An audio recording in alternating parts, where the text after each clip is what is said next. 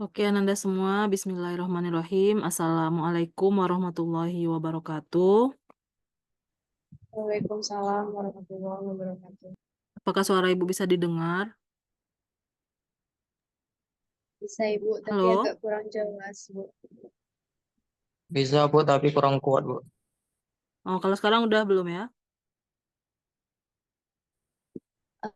Jadi,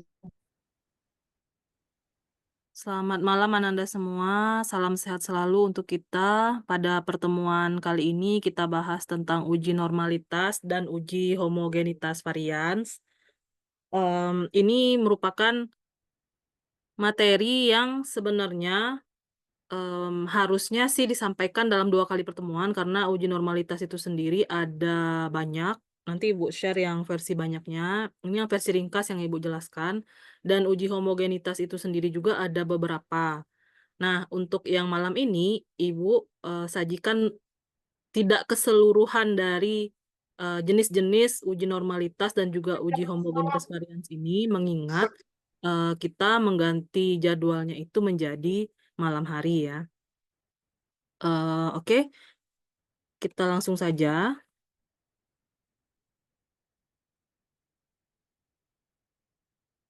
Uji normalitas ini sendiri merupakan sebuah uji yang dilakukan dengan tujuan untuk menilai sebaran data pada sebuah kelompok data atau variabel, apakah sebaran atau distribusi data tersebut normal atau tidak. Jadi data itu terdistribusi secara normal dengan kondisi yang memang normal atau bukan distribusi normal. Distribusi yang lain, misalkan distribusi Poisson, distribusi binomial, distribusi hipergeometri, dan lain sebagainya. Nah, uji normalitas ini sendiri berguna untuk menentukan data yang telah dikumpulkan berdistribusi normal atau diambil dari populasi normal atau tidak gitu ya. Dan pengujian normalitas suatu data tidaklah begitu rumit. Normalitas ini tapi merupakan asumsi dasar yang harus dipenuhi di dalam kita melakukan analisis statistika. Apapun itu analisis statistikanya, selagi dia analisis statistika yang parametrik, maka wajib melakukan uji normalitas terlebih dahulu, Ananda. Nah, berdasarkan pengalaman empiris, beberapa pakar statistik, data yang banyaknya lebih dari 30 data, 30 sampel, N kecilnya lebih dari 30, maka sudah dapat diasumsikan berdistribusi normal dan biasa dikatakan sebagai sampel besar. Terkadang kalau sudah lebih dari 30 itu dia tidak diuji pun sudah akan dinyatakan normal gitu. Kemungkinan besarnya dia normal, tapi biasanya kalau data itu kurang dari 30 itu ada kemungkinan dia tidak berdistribusi normal. Nah, namanya juga dalam apa ya kehidupan tidak selalu juga yang lebih dari 30 itu normal. Terkadang datanya juga aneh gitu ya, distribusinya unik gitu. Ada juga yang lebih dari 30 ternyata distribusinya distribusi Erlang dan lain sebagainya ya. Nah, sampai sini bisa dipahami?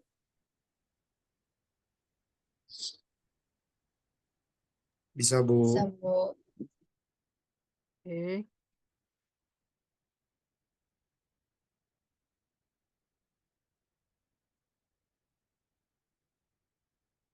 Nah, ada karakteristik sendiri dari data yang terdistribusi secara normal, yaitu mean, median, dan modusnya memiliki nilai yang sama. Ini kalau dia normal nih ya, biasanya mean, median, modus itu terletak pada satu titik.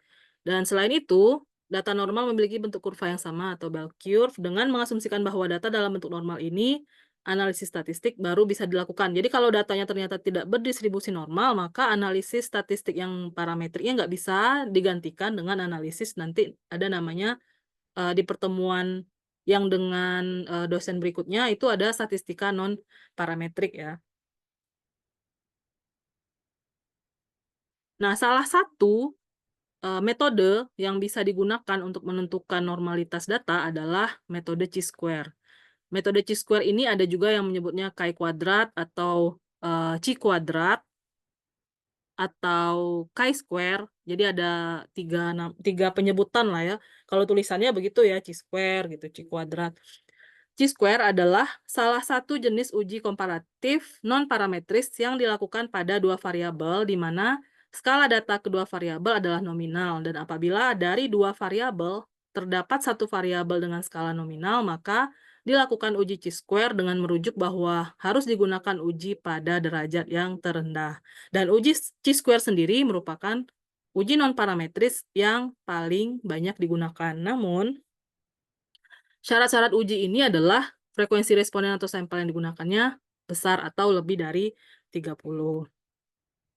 Rumusnya seperti ini, Chi-square sama dengan sigma OI min EI dikuadratkan per EI, dengan Chi-square itu dia X, tapi sebenarnya nggak X ya, kalau penulisannya kita tulis gitu, kakinya sepanjang sebelah sebenarnya ya, yang melenting itu, yang berlekuk itu dia agak panjang.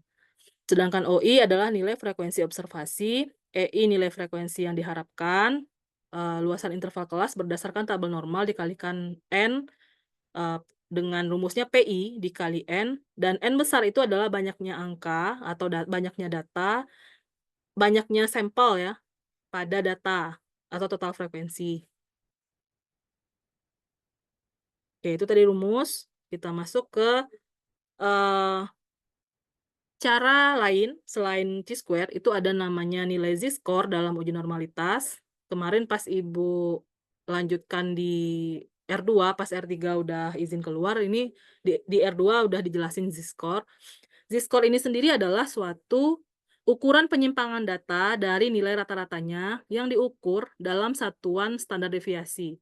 Dan jika nilainya terletak di atas rata-rata, maka Z-score-nya akan bernilai positif. Sedangkan apabila nilainya di bawah nilai rata-rata, maka Z-score-nya akan bernilai negatif. Dan Z-score ini disebut juga dengan nilai standar atau nilai baku. Dan manfaat dari menstandarisasikan nilai skor mentah ini, maka nilai atau sampel yang kita amati dari distribusi normal menjadi Z-score atau skor Z ini, kita bisa menghitung probabilitas skor yang terjadi dalam distribusi normal, dan juga memungkinkan kita untuk membandingkan dua skor yang berasal dari populasi yang berbeda. Nah, otomatis ketika menstandarisasi atau mentransformasi data menjadi nilai Z-nya atau Z-score-nya, nah itu otomatis datanya sudah normal jadinya gitu ya. Walaupun tadi awalnya mungkin dia tidak normal, karena kita transformasikan atau kita standarisasikan dengan rumus Z-score, maka dia otomatis sudah dianggap sebagai data yang berdistribusi normal, gitu maksudnya di sini. Untuk formulasinya sendiri bisa Anda perhatikan pada layar. Kita perlu mengetahui nilai rata-rata atau mean dan standar deviasi suatu populasi, karena rumus untuk menghitung Z-score ini adalah dengan mengurangi nilai yang diamati atau skor mentah dengan rata-rata populasi dan kemudian dibagi dengan standar deviasinya. Z sama dengan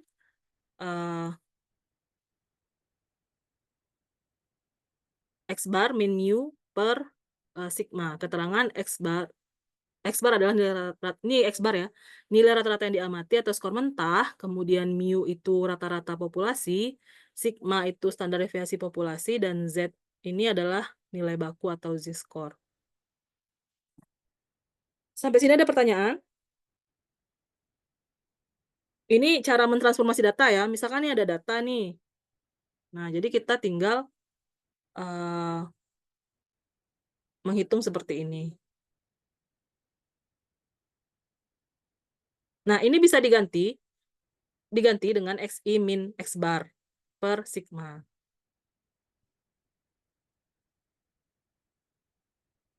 Nah, untuk menghitung uji normalitas, ini bisa kita pakai yang tadi ya, yang Chi-square. Kita rumuskan dulu hipotesisnya, H0 data berdistribusi normal, HA data tidak berdistribusi normal. Kemudian kita buat tabel bantu untuk penyajian datanya, kemudian kita tentukan taraf nyata alfanya. Biasanya sih di sini 0,05 ya alfanya, atau 5%. Dan untuk mendapatkan nilai Chi kuadrat tabel, rumus Chi kuadratnya adalah bukan, ini rumus ini ya. Untuk melihat Chi kuadrat tabelnya adalah dengan ada bantuan DF atau degree of freedom-nya sama alfa. Jadi nanti ada tabel Chi kuadrat Ibu berikan kepada Ananda.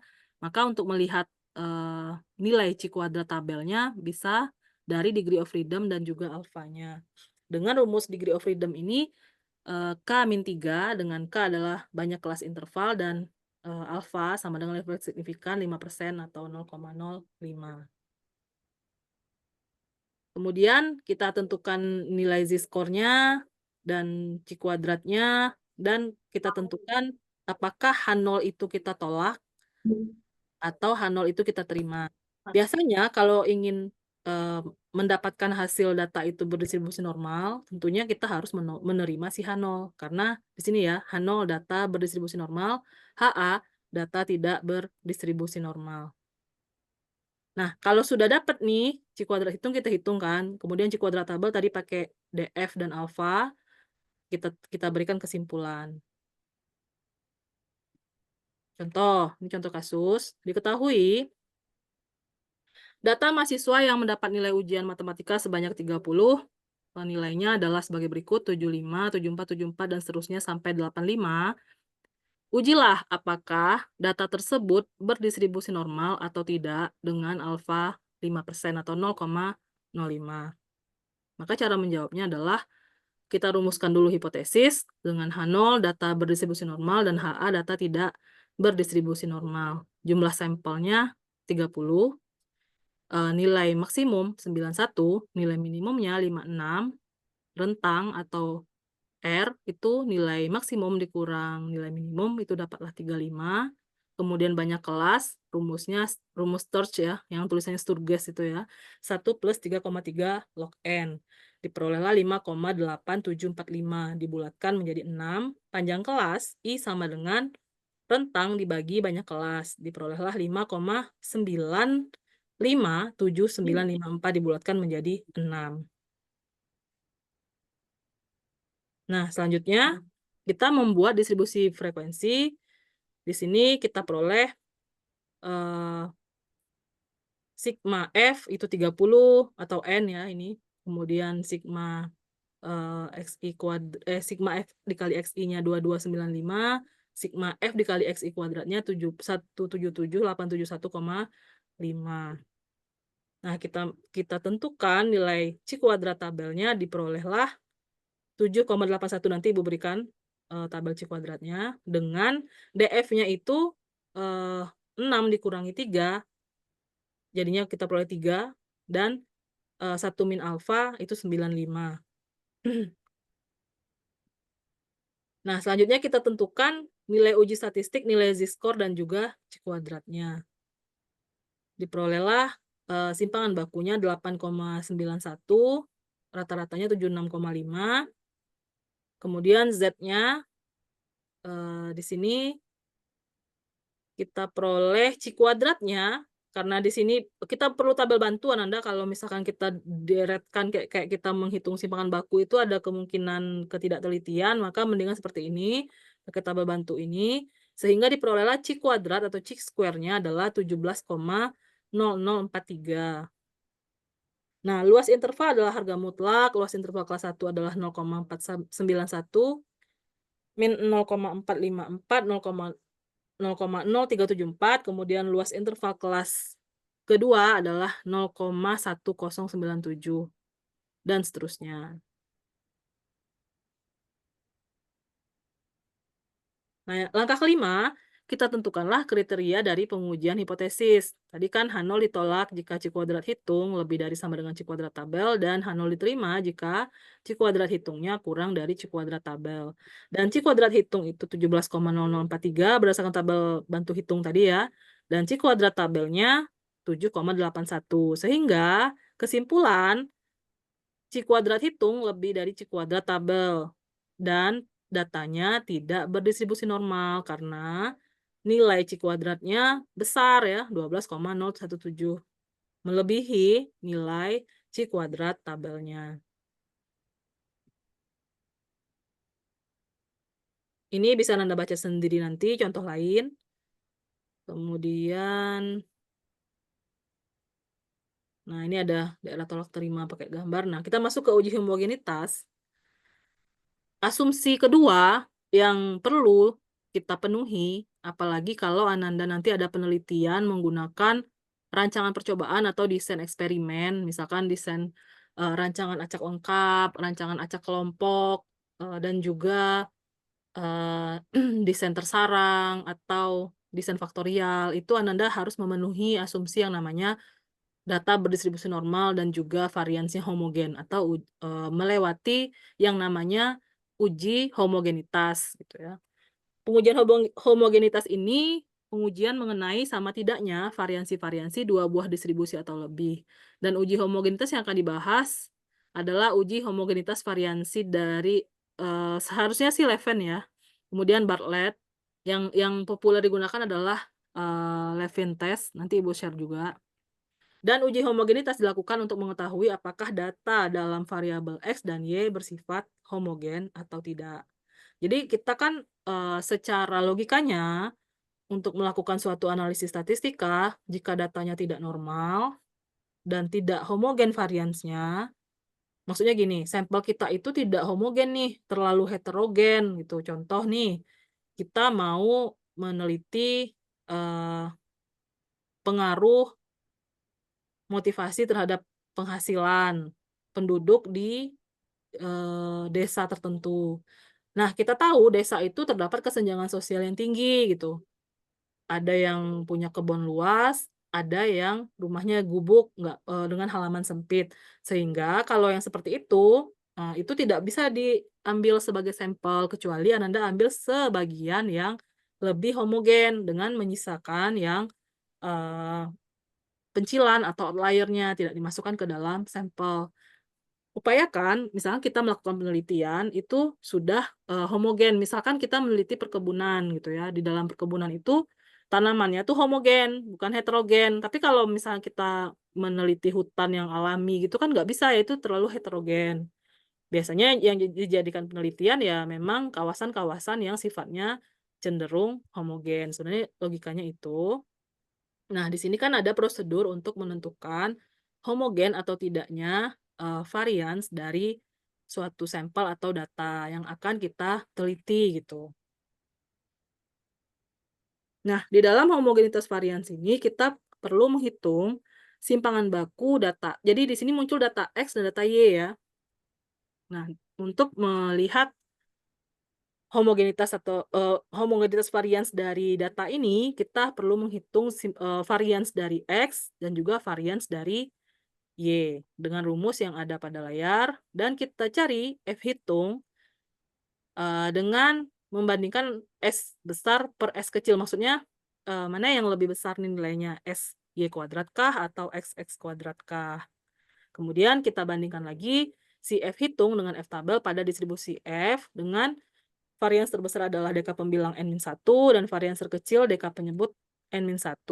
Dan F hitung kurang dari F tabel berarti homogen. Jika F hitungnya lebih dari F tabel berarti tidak homogen. Sama seperti tadi ya. Kalau C kuadrat hitungnya lebih dari C kuadrat tabel berarti tidak normal. Jika C kuadrat hitungnya kurang dari C kuadrat tabel berarti normal. Seperti itu pula yang berlaku pada uji homogenitas ini. Nah, contoh di sini adalah data tentang hubungan antara penguasaan kosakata dan juga kemampuan membaca. Penguasaan kosakata itu X dan kemampuan membaca itu Y. Nah, di sini X dikali Y diperolehlah seperti di kolom terakhir. Yang ini, yang kosong ini ya, ini X kuadrat. Kemudian yang kolom keempat adalah Y kuadrat. Kemudian kita hitung SX kuadratnya, diperolehlah varians X-nya adalah 20,74 dan SY kuadrat atau varians Y 7,39. Sorry. S ini nggak pakai kuadrat ini ya. Yang kuadratnya berarti ini masih di akar nih, 430,23 variansnya. Ralat dikit ya Nanda ya. Ini berarti S aja nih, nggak pakai kuadrat. Kemudian dicarilah F hitung, maka di sini S aja tinggalkan, nggak ada lagi kuadratnya. Ini tolong dihapus aja nanti kuadratnya. Karena sudah diakarin. Kalau masih ada kuadrat berarti akarnya hilang. Oke. Yang besar kan 20,74 ya, yang punya si X. Maka F hitung itu adalah yang besar dulu dibagi dengan yang kecil. 20,74 dibagi 7,39 diperolehlah 2,81.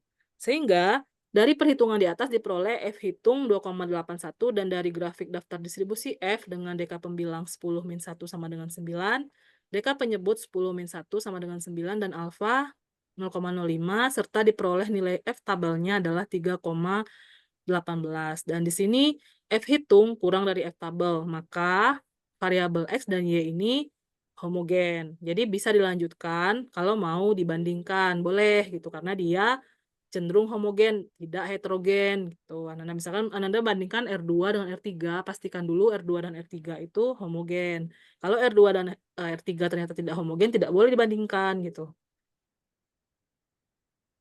Sampai sini ada pertanyaan? Enggak, Bu. Enggak, Bu. Enggak ada, Bu. Oke, jika tidak ada, nanti Ibu share materi dan juga tabel F dan juga tabel C kuadratnya. Kita latihan soal nanti di offline, pertemuan offline minggu depan ya, biar Ananda lebih paham. Dan memang agak rumit juga sih kalau misalkan online ini memang kurang paham. Cuma memang tadi Ibu memang lagi nggak bisa ke kampus karena ada agenda lain, jadi tidak ini ya. Dan Ibu masih hutang video, nanti akan Ibu berikan videonya. Belum ada waktu untuk tenang aja, belum ada waktu untuk fokus aja ya. Nanti Ibu bikin videonya dan Ibu share ke Ananda semua. Jika tidak ada pertanyaan, kita cukupkan. Nanti rekaman dari perkuliahan ini Ibu berikan di... Oh, Ibu presensi dulu ya. Nanti Ibu berikan di grup WA rekamannya. Oh ya udahlah, nggak usah presensi, langsung Ibu print screen aja.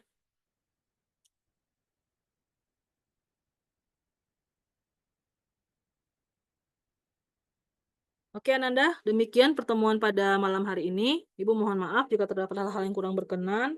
Nanti Ibu share materinya dan kelebihan, maksudnya waktu yang harusnya berapa jam? 1,5 jam Ananda. Nah Ya, itu Bu. dihabiskan dengan membaca materi. Ibu berikan nanti ada 5 file yang harus 6 ya malahan ya, plus tabel ya. Tabel F dan tabel C kuadrat. Ada 6 file nanti akan Ibu berikan untuk Ananda baca menghabiskan jam pertemuan ini. Dan untuk yang pertemuan sebelumnya, Ibu hutang video nanti akan Ibu berikan kepada Ananda semua. Oke, Ananda demikian. Lebih dan kurangnya mohon maaf. Selamat malam, selamat istirahat. Assalamualaikum warahmatullahi wabarakatuh. Waalaikumsalam warahmatullahi wabarakatuh. Assalamualaikum warahmatullahi wabarakatuh. Sama-sama Ananda Terima kasih, semua. Bu.